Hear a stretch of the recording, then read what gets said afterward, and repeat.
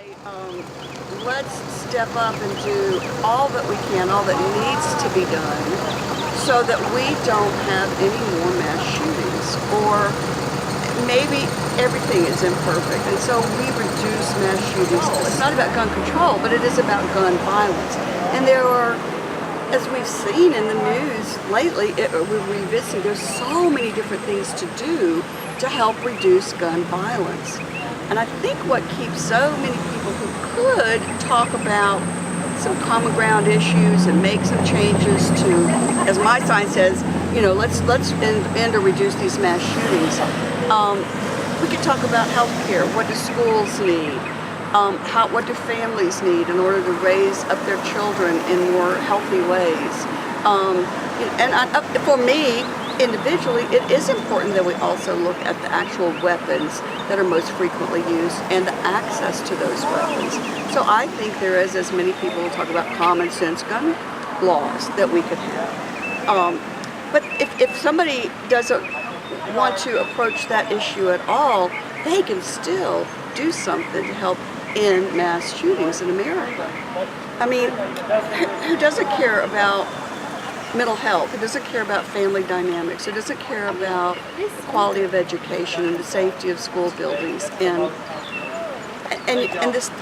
So that's why I see this as such a broad issue. This is about how to bring more nonviolence into so many parts, through so many ways in our country. Because I just don't believe that kids should be getting shot on a regular basis in their schools, and I just believe that if you need a driver's license to own a car and you need home insurance to own a home, then you should have something to own a gun, and just a little bit more security for the rest of us who are not gun owners.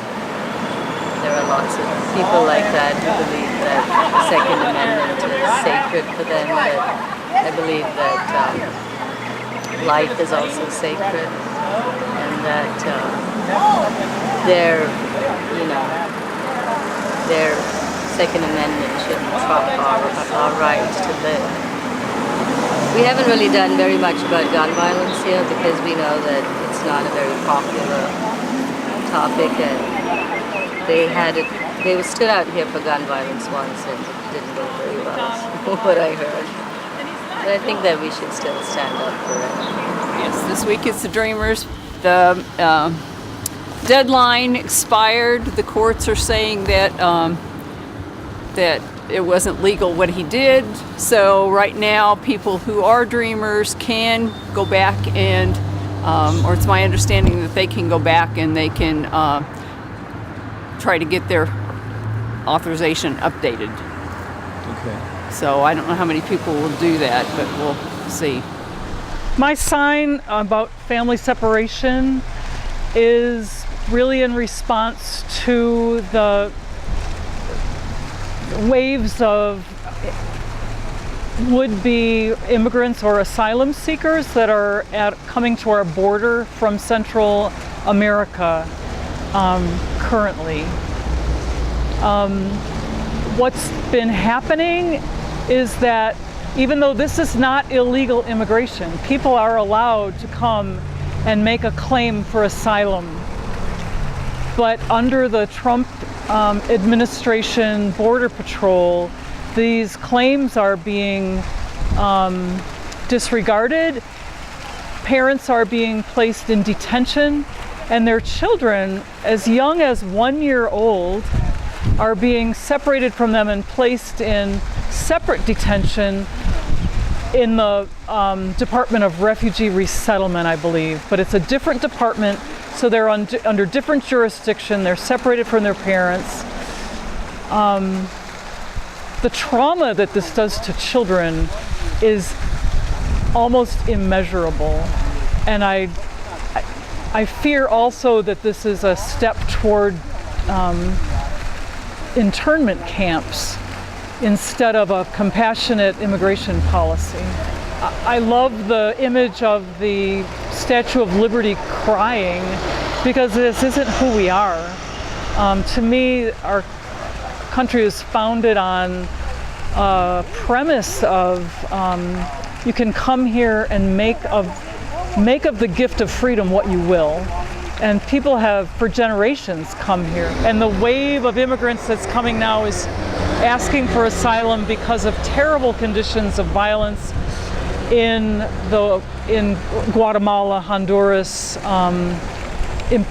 especially, and in Mexico, where there are, gangs basically control. There's government loss of control, and gangs kind of control everything. So there's violence, and parents do what any parent would do. They do what needs to be done to protect their children.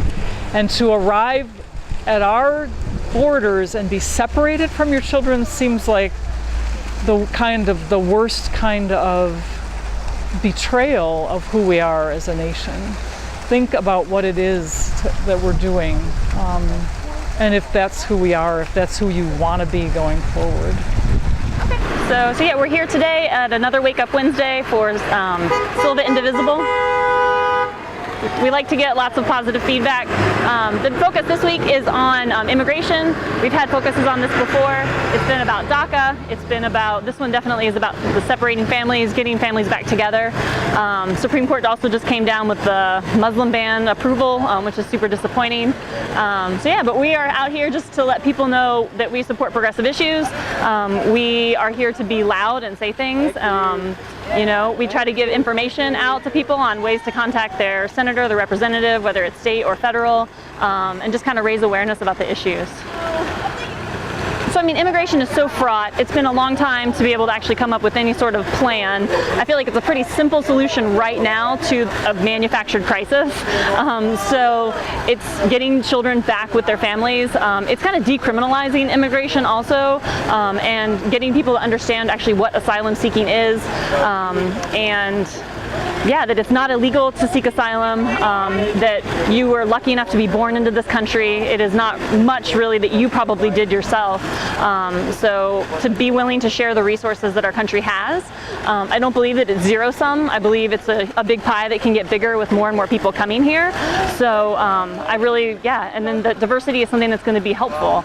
We need to work through the fears of changing into a more diverse country and getting and then losing majorities and becoming a majority minority country. It is a huge reckoning that we have to come to, but I do think that with continuing to talk about it, we're going to hopefully keep making those strides in the right direction.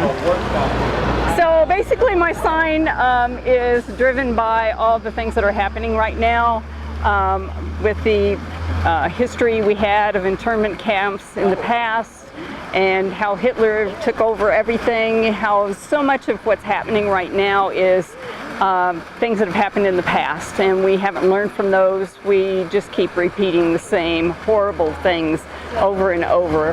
A lot of people profess to be Christians, but my beliefs for Christianity don't mean that you decide one person's horrible, that they're worthless. It just is horrific that people do that, and we need to learn to get along, love one another, and stop trying to see who can be the top dog and take the most from all the poor people and destroy others. It's just ridiculous that we keep doing that, and people listen to the propaganda that they have on TV and all the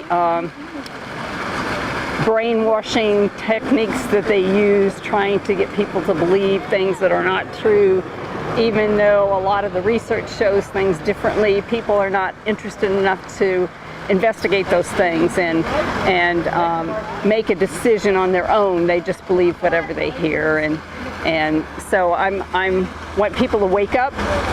I want people to be taken care of. America was founded on a lot of immigrants. A lot of immigrants came over here and took land and destroyed the Indians. That isn't taught in most schools. And we're trying to repeat the same thing. So I just would like to see people care more about others and not so much about believing the horrible lies that are out there. People need to ask themselves, what would you do if your life was threatened, if your child was threatened? You would run. You would try to find a safe place, and that's what these people are doing. They think that immigrants are taking jobs away here. Well, they're not. It's that a lot of Americans don't want to do the work. And so the immigrants are working for peanuts and a lot of times not being treated very well. But, you know, if people wanted those jobs, they could have those jobs. But a lot of Americans don't want to do that kind of work. And if we continue to try to chase these people away and not let them in, you're not going to have food for your table, because a lot of those people are working in the farms, and people just don't appreciate that. They don't understand how all this works, and a lot of people are just not interested in finding out how things work. So it's very frustrating to me.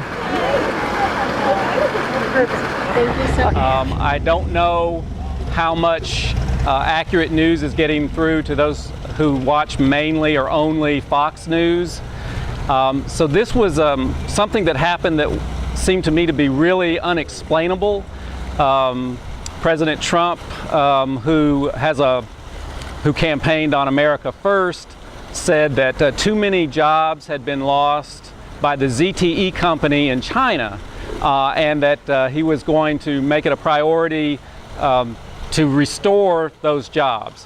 Now, it turns out ZTE is a sanctioned company, sanctioned by the United States because of suspected espionage. They make cell phone, they do use some US-made parts in their cell phones, but the intelligence and law enforcement community in the United States prohibit the use of ZTE cell phones because they thought they were being used to surveil.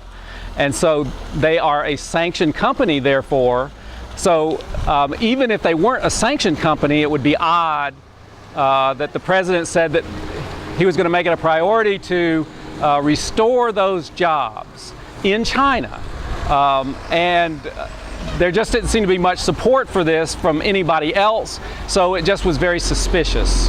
And so I don't make any allegations in the poster. I just ask why, because I'm hoping that passersby will look into it if they don't know about it already, and we'll try to find out what's going on. I'm trying not to be directly confrontational here, but just a little bit provocative. We were just asked who we're voting for, and we are voting for America. We're here today because the 4th of July fell on a Wednesday, and we decided that it was a perfect opportunity to take our every Wednesday message here at the fountain to the heart of what we celebrate as a nation today, the freedom that we celebrate on the 4th of July. I think we celebrate it lots of times with flag waving and fireworks and don't even really think about what it means and to whom it applies. And I hope that, the reason I'm here today is to say what it means is we must speak out when our democracy is threatened, and that it applies to everyone. Well, I'm here to support the people. I'm so pleased that people are coming out to talk about, to let people know that what is being done by our government is so terrible. And the 4th of July is when this country was founded. Come now. Back then, they did not believe that everybody was equal, and today they're proving it. Your president is doing inhumane things to the brown people who are seeking refuge in this country because they believe that it's true. But Trump is letting everybody know, oh no, we're not. And this is why I'm here, because that's it. Well, I'm here because today is the 4th of July, and I feel like our country was founded on the fact that we need to hold our government accountable. That's why we left in the first place. So I want to be here to support all the wonderful people here who are representing a lot of different things that are happening right now. Okay, I'm here today because it's the 4th of July, and it's all about liberty for all, and people have been coming out to the fountain every Wednesday to demonstrate, and I haven't been able to participate because of work or family obligations, but I figured there's no better way to spend the 4th than to have a couple hours out here, because this doesn't get any more American than this right here. So, thanks.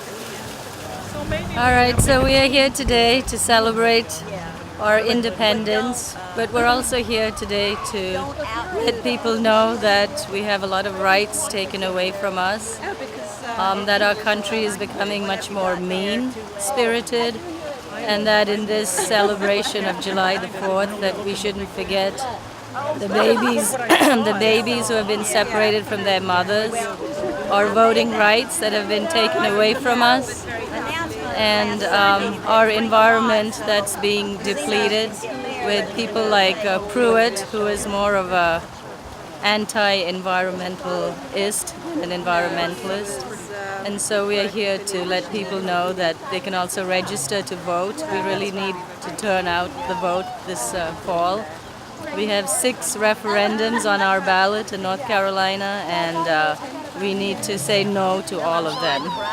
Thank you.